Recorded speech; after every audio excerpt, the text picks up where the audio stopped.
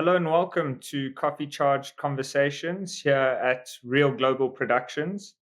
Today we are joined by Cassi Pritchard, who lives in my state. We've known each other for quite a while, and Cassie works in the yachting industry.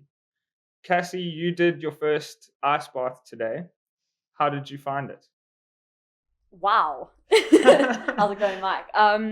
Yeah, no, it was.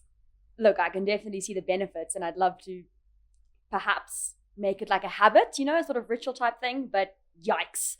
And the guy who came in this morning was like, "Oh, it's a warm one today." Meanwhile, I got in for like a whole 23 seconds, and I tapped out.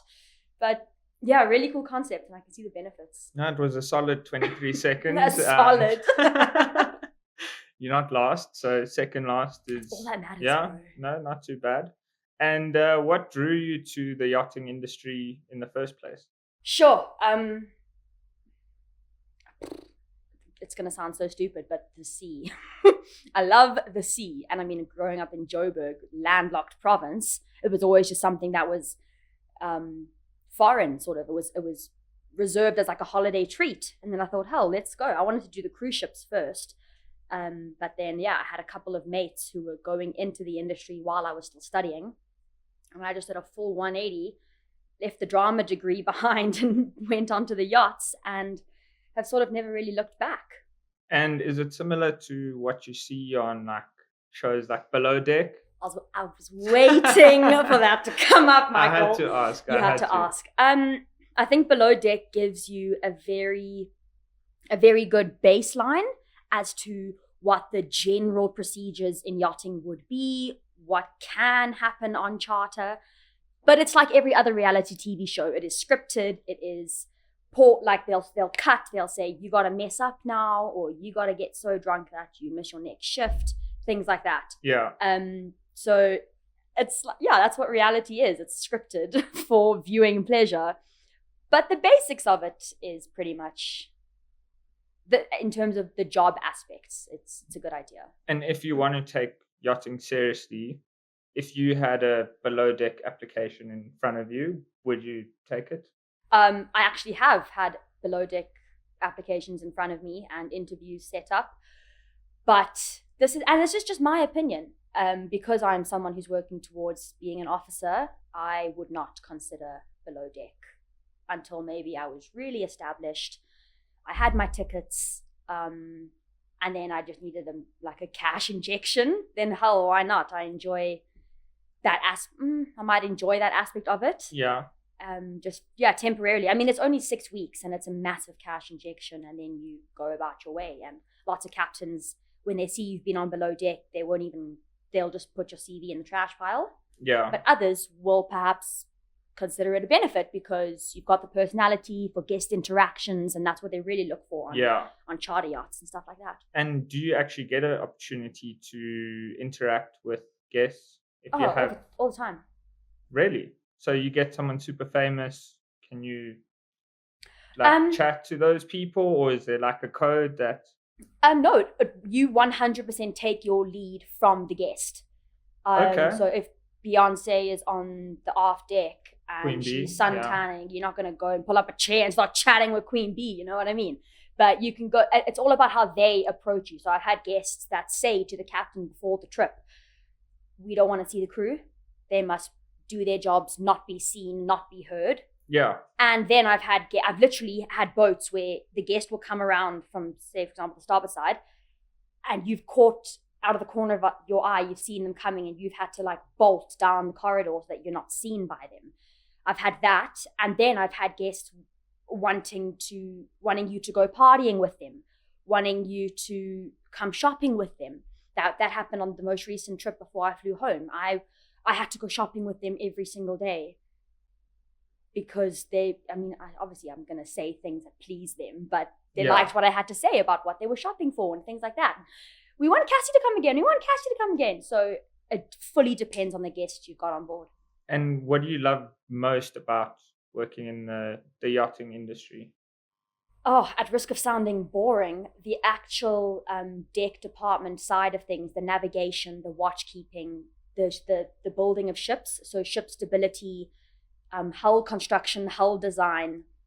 I've wanted to go to university for that for a while, but just the yachting route is sort of quicker and you still get paid while you're studying. So, but yeah, that aspect, being in the bridge, driving the ship, planning the passages from A to B, for me is the most exciting part of the industry. Obviously, the places you get to see are incredible, and depending on the boat, if they're good about giving you time off, then you get to really make the most of where you are.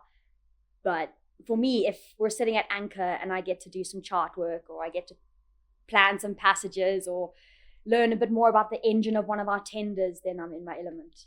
Well, I think you've always struck me as someone that's eager to learn, and yeah, you've always had like a very positive energy in the world, and you Thanks, always Mikey. take things on.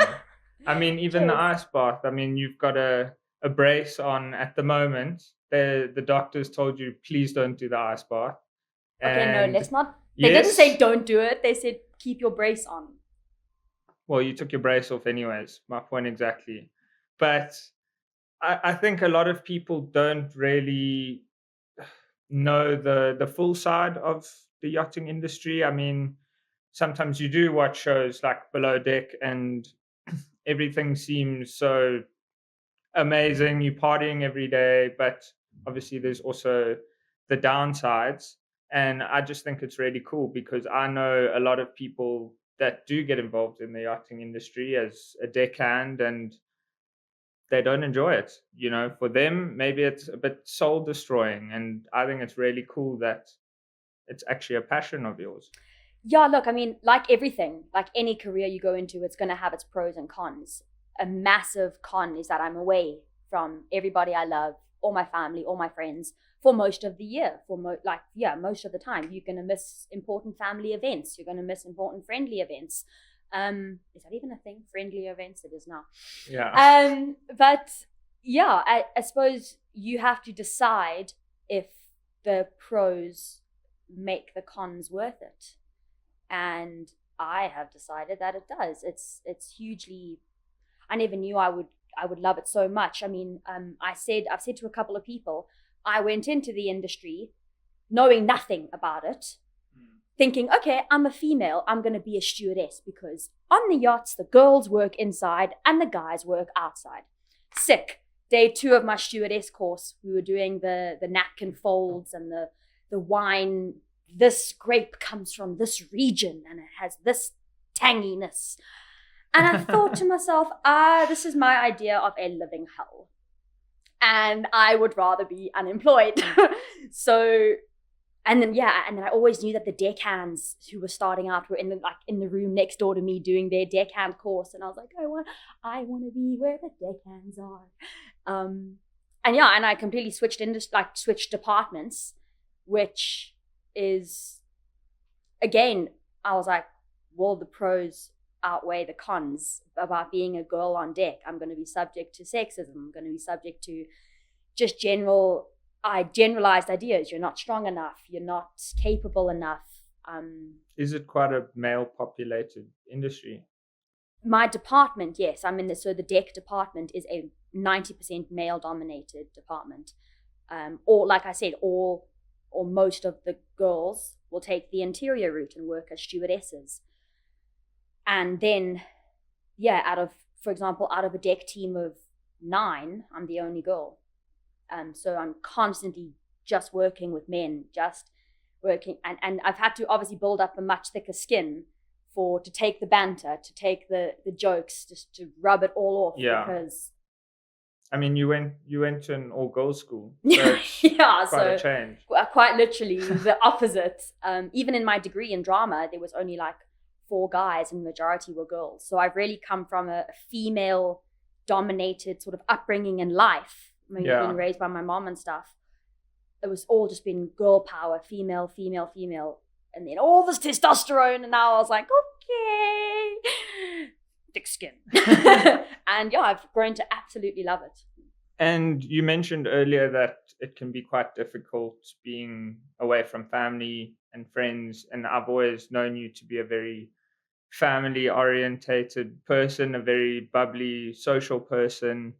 Like, how did you deal with that when you miles overseas, literally in the sea. Yeah, I mean, the first time I went over, knowing it was, I mean, it's always a one-way ticket when you go to find a job, for example. And the first time I went over, all I had to say is like, honestly, thank God for technology, because the video calls, the just keeping up to date with the family on the phone, it's not quite the same. You don't have the actual energy of feeling somebody near you, but it makes it worth it. And it's, if I can do what I love, knowing I can still contact them, albeit it might be awkward times if I'm on night shift or time zone differences, there will always be a way. And I've had friends who go and try it and can't handle being away. So they stop yachting and they come back and they settle for being here. And then I've had friends, and like myself, who, as much as it is really painful to be away for so long, you find ways to make it work. And now, and I've done permanent contracts and I've also done rotational contracts. And now I'm lucky. I've got a rotational contract. I got 3 months on, 1 month off. So I know when I say goodbye, in 3 months' time, I'm going to see you again. So yeah, if you work hard enough and you work long enough, you do reap the rewards. So you do your stint in your permanent jobs, you prove yourself, and the rotational jobs will just start getting offered to you. So I think a lot of people have different stories. They hear different stories from different people, how to get into the yachting industry, what kind of courses they need to do, who they need to speak to. What kind of tips do you have for people who don't, maybe they finish university, they don't really know what they want to do. They're quite interested in yachting, but they don't know what it takes to be a deckhand, what kind of courses they need to do. What advice would you have for those people? Well, there's a million and one yachting schools that have started up in both Cape Town and Durban in South Africa, because it's like South Africans love the yachts, man. And I would say the minimum requirement you need is a course called STCW. And really anything after that is just supplementary. The yachting schools will try and sell you deckhand courses, stewardess courses, but really you can learn everything on the job. Nobody who's looking at the CV is going to be more impressed by a greenie who's got a stewardess course or a greenie who doesn't, who's got 3 years in hospitality. They'll be more likely to take the person with actual real life work experience than the one who's paid 20,000 Rand for a 5-day course to teach you how to pour wine. Yeah. You know what I mean? So get the basics done, because it is, I'm not going to sugarcoat it. It's an expensive industry to even get into. Yes, you make your money back after 1 month of working, but for South Africans to save up to pay for those initial courses. How much are those courses? Mate, I did mine like 4 years ago, and I know that doesn't sound like a long time, but inflation and stuff, it's probably much more expensive now. You're looking at probably budgeting around 25 to 30K. That's again, if you need accommodation in Cape Town, you're going to live there for the month that you're doing your courses, things like that.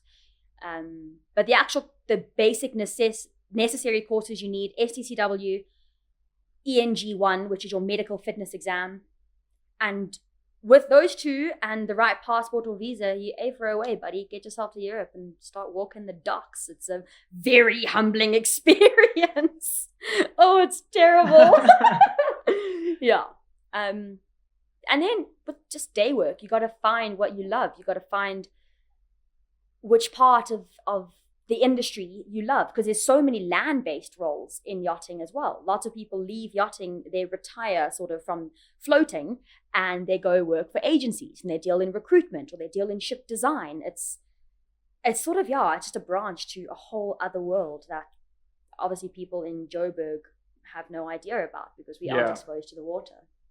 And so dealing with the rich and famous, the people who actually can afford to go on a yacht, they come with their own demands. And I'm sure you've had a few guests that can be quite difficult to handle. You could say that, yeah.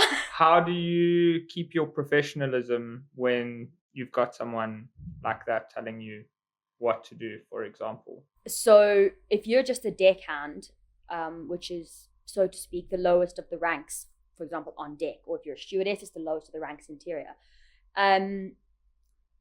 and you're dealing with difficult guest demands or requests, there is luckily always the right avenues to follow. So you could always say, if you wouldn't mind just giving me one moment, I will be back in a couple of minutes. I just need to authorize this with my captain or with my chief officer. You could go there and you could be like, guest A is asking me to go skinny dipping with them. I'm not comfortable with that. Not.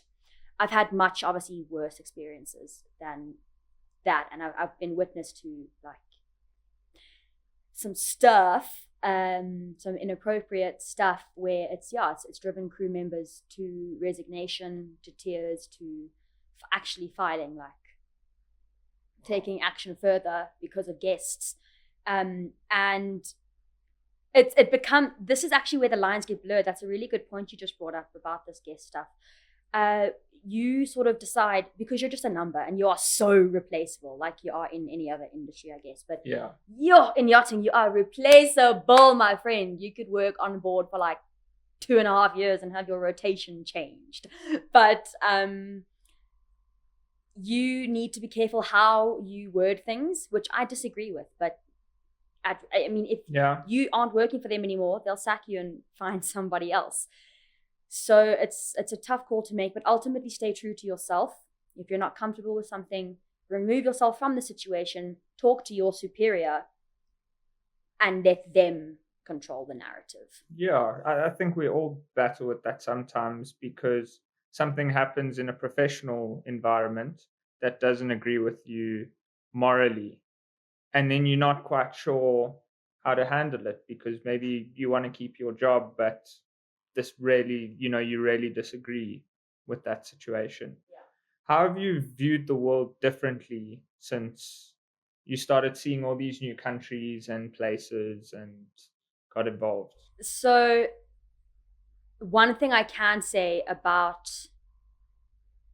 people, for example, who have never been to Europe or never been overseas until recently, like yourself, you've always just got what you've absorbed from social media or from TV or what people have told you, and then you formed this impression of what overseas must be like. You see the whole world in one way. And Europe's so much better. The States is so much better. What I've come to notice and realize from personal experiences is everywhere has its. How have you viewed the world differently since you started, seeing new places and new countries, traveling the world, which seems like the dream on paper? Yeah, I'm glad you said on paper. Yeah. Sure, I like that question. One really obvious thing for me that I've noticed, that I've picked up, that I've learned, is that humans are all the same. So for someone who's, never been overseas or, never traveled, you've got this sort of rose-tinted view of what the other countries are like, what the other continents are like from what you've seen on TV. Well, the good things, I suppose, on TV if you're not watching the news.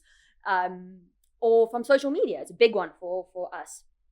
And yes, the architecture overseas might be different. It might be older because maybe cities were established before they were over here. But humans are all the same. There are kind people in every country you go to. There are not so kind people in every country you go to. And obviously religion and upbringing plays a huge part in it. But my view of the world, sort of having been to I've been lucky enough to see a fair sort of contrast of places. I've done my fair share of third world. I've done my fair share of first world. And you can kind of see what works really well in first world, but also what works well in third world that maybe first world have forgotten about, things like that, and vice versa. And it actually sort of becomes a little bit frustrating. For example, like when I come home, every time I come home, this robot situation gets worse. Like, like now it's not even load shedding anymore. Yeah. It's just they like the guys at the robots are turning them off so that they can control the traffic, like they're by our house. Mm-hmm. Hey, and then so then like last time I came organized. It's not organized at all. No. Last time I came home, there was like 3 guys there at that robot, then they're controlling, then they're begging, then they're controlling, and then I came home this time and now there's like 8 of them. And you're like, and it actually makes me anxious because it's not something you see overseas. And I know how I'm very aware of how privileged I sound when I say that. But the poverty and the unemployment, for example, aren't as obvious overseas, and they aren't in your face. And historically, somebody begging on the streets takes a very different approach in Europe as they would here, for example. Here, it's about the confrontation. It's about the asking you. Whereas in Europe, they kneel on the street. They kneel with their hands on their knees and they do not look at you. And there's just a cup or a blanket out there for people, for passers-by to just put money. And in a way, that's kind of detached. And it makes the people walking past, ignoring that person, feel better about themselves, as if, how dare you sort of bring your poverty onto me and guilt me into giving you something, which I think guilt is a lot of the problem in this country for the wealthier classes, especially like at the robots and stuff. A guy will pull up, it's happened to me last week, pull up in his Ferrari, and then there's like 4 beggars around his car and he's just chilling in his Ferrari. In his own world, While that style of begging is unique to Africa or the poorer countries, it's not to say it's non-existent overseas. So back to my previous point, like 600 minutes ago, because I can't stop talking, humans are all the same. Yeah. And so it just, whether you are here or there, it's what you make of it and how you decide to make it a better place. So currently we kind of in a situation in South Africa where for the first time it's like record-breaking numbers of expats going overseas and coming back to South Africa. So surely we definitely come with our own third world problems, but maybe for our listeners and our viewers overseas that aren't from South Africa, what do you think we do right in South Africa? The climate. That's not even man-made. Bro. Sometimes the best things aren't man-made. Honestly, most of the time. But in terms of what we do right, it's the quality of life in South Africa. Everywhere, it's the quality of life through job creation, because it's the little things that you notice when you move away. You've taken for granted your entire life in SA that no longer exist overseas. And I'll give you an example: petrol attendants, people to clean your houses. Yeah, those are sort of we brought up knowing it's a norm, or it's something that's just exists. Yeah. You go overseas, you pull out the petrol pump, you're like, what am I supposed to do with this thing? Yeah. And oh my gosh, this is so dusty. Wait, there's nobody cleaning my house. It's a rude awakening, and I think it's so necessary because it makes you appreciate what you had and what you have here so much more. And yes, while these, like a petrol attendant, might be considered a mundane job, it's so much more appreciated to somebody who either had it and was taken away from them or has never experienced it before. And also, one big thing about South Africa is the people. I know I said earlier people are all the same, but the upbringing here, we're friendly. The culture. Yes, you can stop and talk to anyone, anywhere, and they will converse with you. It might not be for long, but they will convert. They will engage. Yeah. Overseas, yes, you battle. Hey, you sort of in your own world. You're keeping to yourself. And you feel like you almost, not always, but I mean, I was recently in America, as you know, and sometimes you feel like you're bothering that person. And I can relate with like the petrol station kind of thing, and also, not having someone that comes to your house to clean once a week. Like even that for me, it's like something that I'm so accustomed to, and then all of a sudden I'm Connor and I are putting the petrol pump in. I'm going to like the store there, and I can't say, oh, can you put in petrol? I'm saying, can I please get $20 gas on station number Yeah. 15 Yeah. and they're like, okay, cool. And for them, it's just so normal. And for me, it's completely different. Like I got a job in Norway and I had to refuel the little baby tender for the bigger yacht. And I had never, and I know I'm checking my privilege when I say this, I had never operated a petrol pump before. So I went there and I was like, I needed to Google the manual, and they were like, seriously? Like, what do you mean? And I was like, oh, Yeah. just literally just a push, and it's got a lock valve and you can release it. And so it advantages us and disadvantages us to have these services. But I think going back to your point of why people are moving back here, especially our generation, why they're coming back here, is a big thing is the prices of things and the costs of living.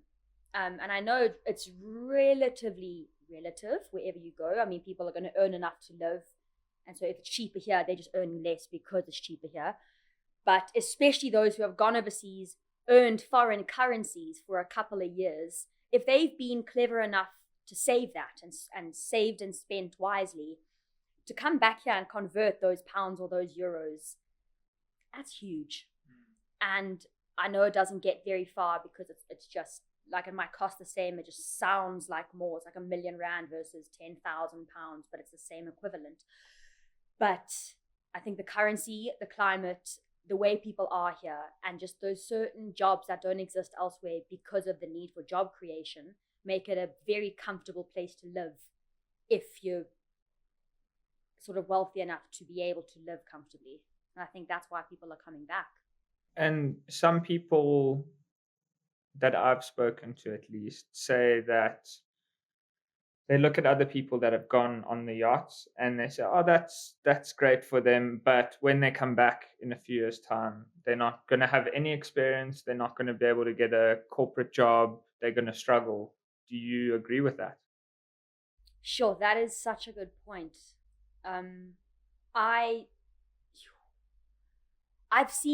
had my fair share of friends who have done the stint and come back, and most of the time they either don't even go back to what they studied, but having the experiences they've had, yes, you might have not have gained 3 years of sitting at a desk earning computer experience, but you've gained 3 years of worldly experience that have grown you as a person, and you'll be so much the wiser for coming back here. You'll actually have more to offer with whatever you try next once you get back here, if that makes any sense. 100%. I think going overseas is a big thing. Like, it takes a lot and you learn a lot about yourself in those situations. It's a big leap.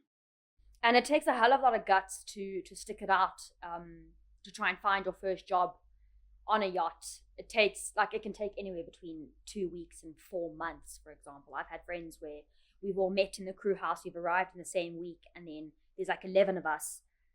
The following week, there's 10 of us. 2 weeks later, there's 8 of us. Maybe 3 months later, all the friends you've met are flourishing in their jobs, and you're that lonely person who just for some reason has not got the bite yet. And the inner strength that forces you to build will make you so much more resilient when and if you do come home to start a job here. It won't be like a direct voice speaking to you in your head, but you will know, if I've managed to do that, if I've managed to live overseas, float on a boat, this world, once you're on board, is completely detached from the world that everybody else is living in. Okay? It is completely detached. If you can then reattach yourself, bringing those lessons with you, I really don't think you'll have a problem, no matter what you try. Yeah. When you get back here. I kind of felt like that now coming back from America. Yeah. I mean, my phone was wiped, so I had 12 days without I couldn't sign into my Apple ID or get into my phone. In this day and age. And I was so comfortable here. You just go to the iStore, sort it out. There, I was like, okay, this is going to be a bit difficult. So I actually had a notepad with me, as I explained to you earlier. I wrote down my flight number, what time I was flying from each airport, and now I'm in Phoenix. Pulls out the yellow pages. So, Phoenix to go to Heathrow is about 10 and a half hours. So you don't want to miss that flight.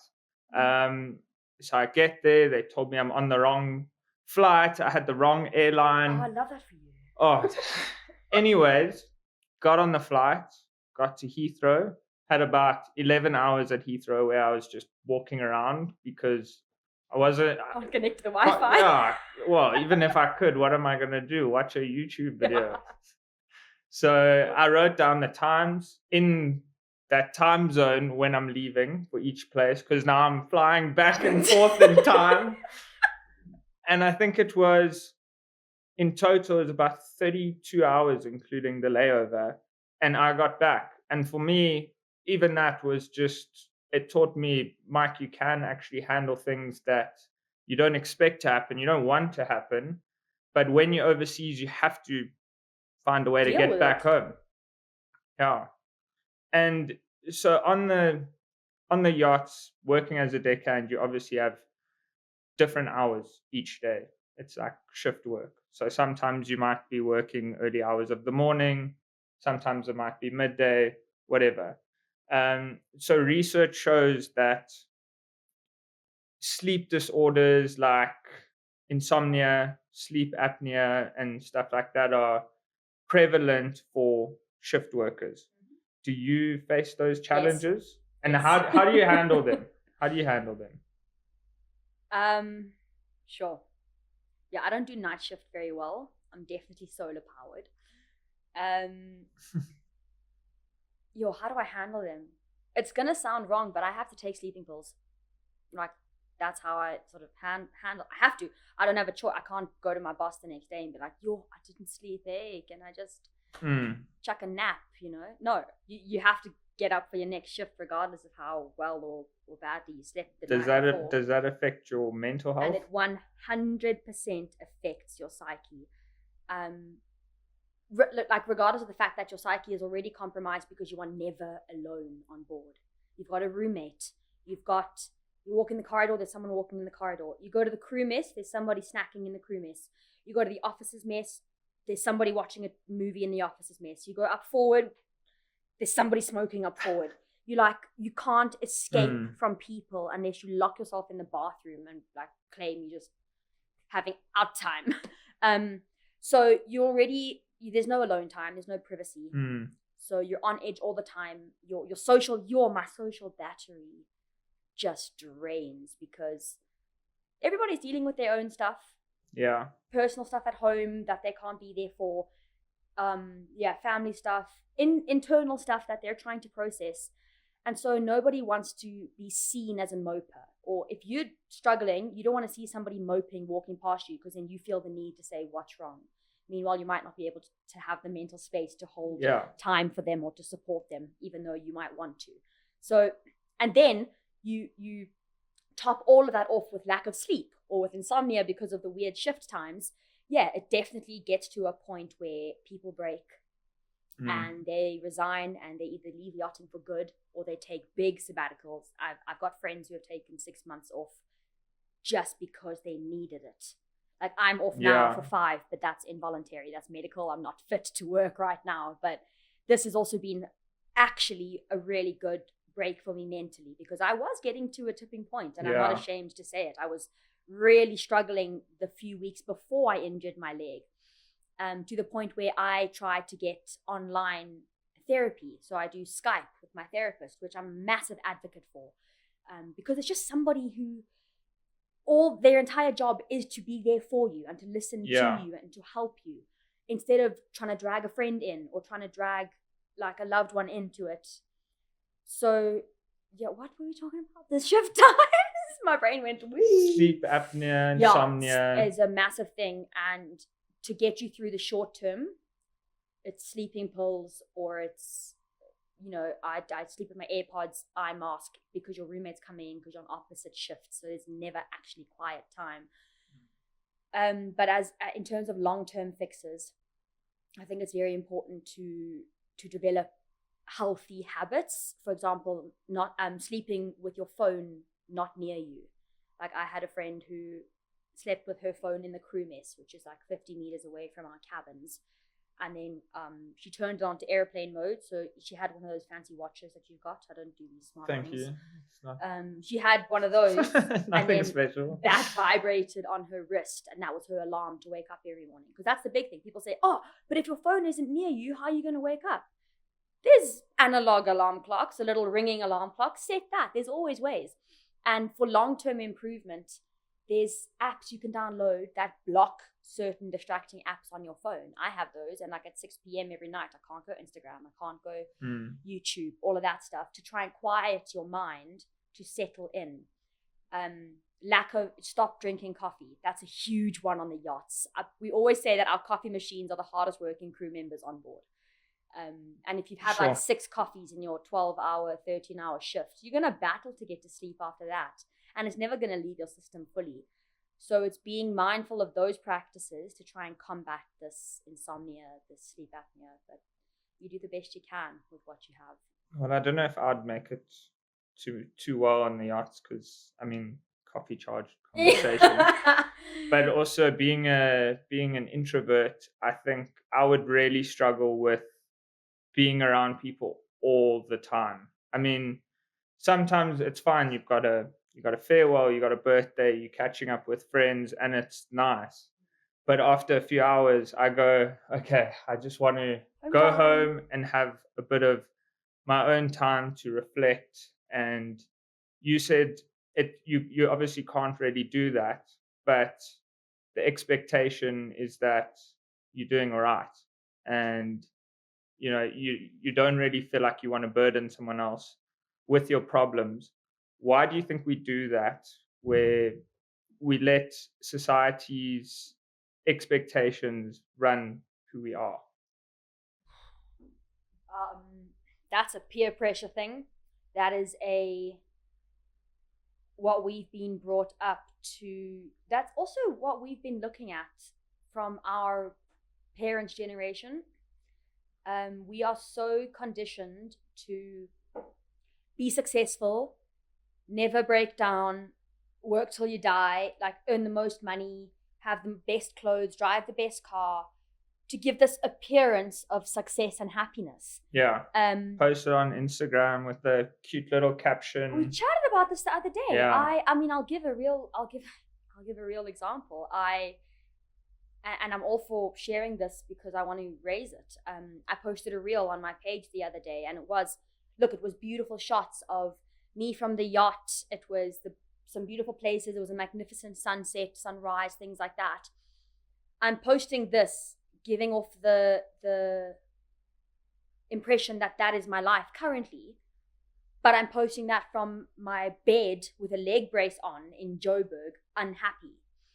And I wanted to put, when I posted that, I wanted to put as my caption, posting this from my bed with a leg brace on, remember, online is not real. And I literally typed that caption out, and then I went, and then society got into my head, and I thought, oh, what are people going to think about me if I've posted that cap? Are they going to think I'm trying to be an influencer, trying to say, be careful what you see online? And so it actually made me delete that caption, and I posted the reel anyways too. And you get all the comments flooding in about how great your life is. Meanwhile, I'm sitting there like, oh my gosh, what? It's so much anxiety around the click of a button, and people hide behind their screens. And this topic has been spoken about so much and in so much depth, but until people start to truly not care about it and start to believe that they can live the life they want to live without fear of shame or judgment, it's not going to work. Sometimes, though, it's not only society and their expectations that are the problem. Sometimes I feel like it can be our own inner critic. How do you work against or try silence that inner critic? Honestly, by taking a deep breath and reminding myself that everybody is so focused on themselves that they're not going to care what you do anyways. And if they do care, it'll be 13 seconds of their day, and then life moves so fast, social media moves so fast, that those 13 seconds are going to be when they think about you, and that'll be it. They might think, oh my gosh, she's so lame. She'll scroll, and the next reel has already distracted you from why they were judging you. And so a big thing I often say to myself, because people do, they come to me and they say, oh, you're so confident. You, in the car, you told me that you've always thought of me as a as like a yes man. Yeah. And I've actually had people ask me, how do you do it? How do you stay so confident? How do you stay so positive? And I always just go back to, people are so much more focused on themselves. So why don't you do the same? Yeah. Focus on yourself. And if you focus on being happy, doing what you want, and letting that side of things be shown, you might inspire somebody to do the same. And you're always going to be met with hate. But remember, hate is because of insecurity. Yeah. And they're hating on you because they are insecure about something about themselves. So never take that personally. Take on as much criticism as you like, but use it constructively. And just remember, they only care about themselves. They focused on what they were wearing, how they looked that day, and they didn't care about you. I love that, because that's definitely been something I've struggled with in my life a lot more in the past, and something that I'm working on currently. But I found that I'd walk into a room and I'd get this instant anxiety where I felt like all eyes were on me. They were so focused on me, waiting for me to make a mistake. And then that kind of triggered a bit of an inner critic within myself. And I would start judging myself and looking what I'm doing. Meanwhile, no one cares. They're doing exactly the same thing. We're making eye contact. You thinking, oh my gosh, she's looking at the way I'm holding my cup. She's looking at how my hair's done today. And I'm looking at you thinking, he's looking at my leg brace. This is a real eyesore. Like, am I answering these questions right? So we're conversing with each other, and we're still in our own heads. And if you can actively tell your mind that, you can do amazing things.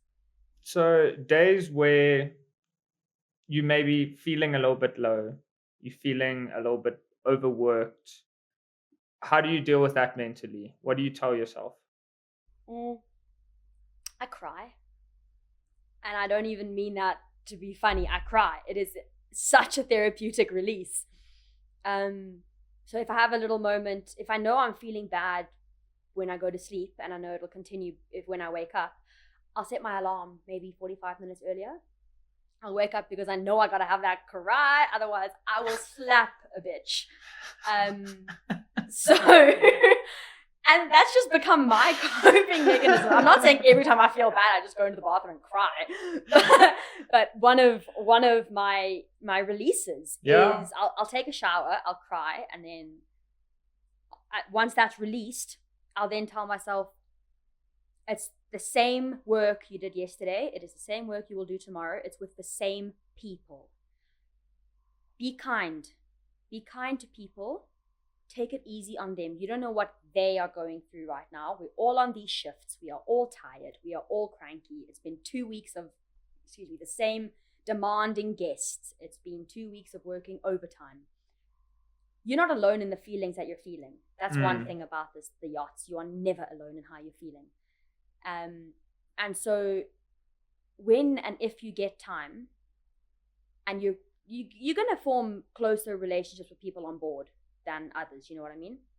And so go to one of your close people, ask them, or it's always good to ask them how they're feeling, and that will open up to let you express how you're feeling if they're willing to open the conversation up.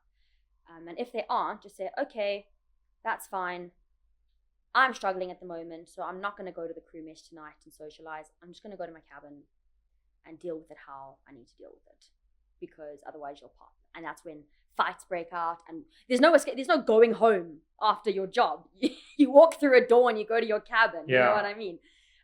So you have to find ways of coping. I journal. I write in a journal, and I cry, and I phone my mom.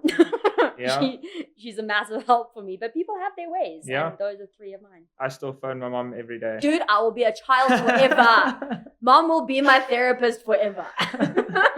But yeah, it works. And there's nothing wrong with a cry either. I feel sometimes I try not to, and it just feels like all of that baggage is trapped inside of me. All of those feelings are just inside of me, and sometimes even if you don't physically cry, but you can feel that feeling in your eyes, like where it's watering up. Sometimes just that release makes me feel so much better about my situation. Yeah.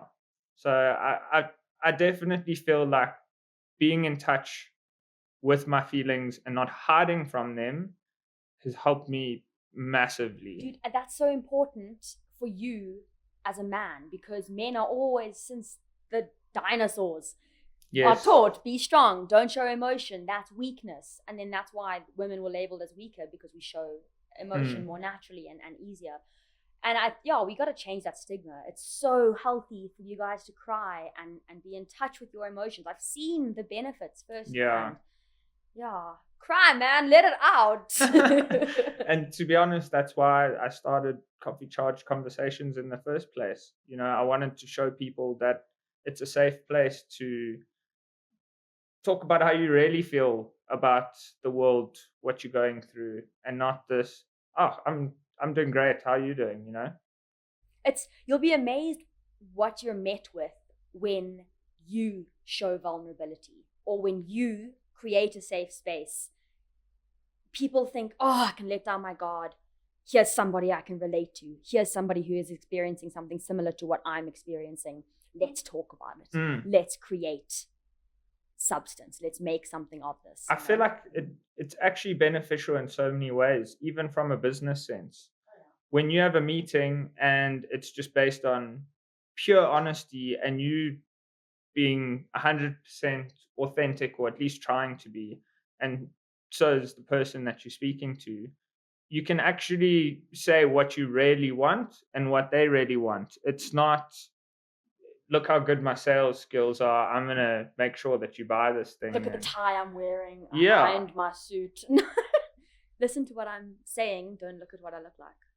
So I've loved this conversation, Cassie, and I am sad that it has almost come to an end. Sure, it's flown by. But in conclusion, this might be a little bit of a tough one, so take your time. What is a life well lived, in your opinion?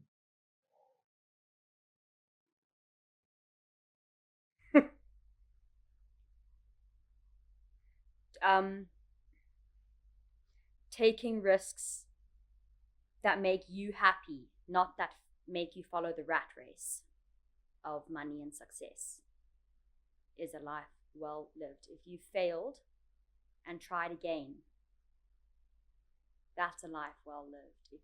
If you found something you are genuinely passionate about, whether it makes you R1 million or it makes you 10 rand, if you can find a way to make that work because you want to, that's a life well lived. What a beautiful answer. I think, that's one of the best answers I've had. Not that it's a question I've asked before, but that was so true and so genuine. And so this whole conversation has just been so honest, and you've been 100% yourself. And I know that because, we've known each other for years. You live 4 houses down the road from me. And just thank you for today, and thanks for sharing your story. And I hope others that are interested in getting involved in the yachting industry can take something from this episode. Thank you, Cassie. Cheers, man. Thank you. Let's go out there and make people laugh. Cool.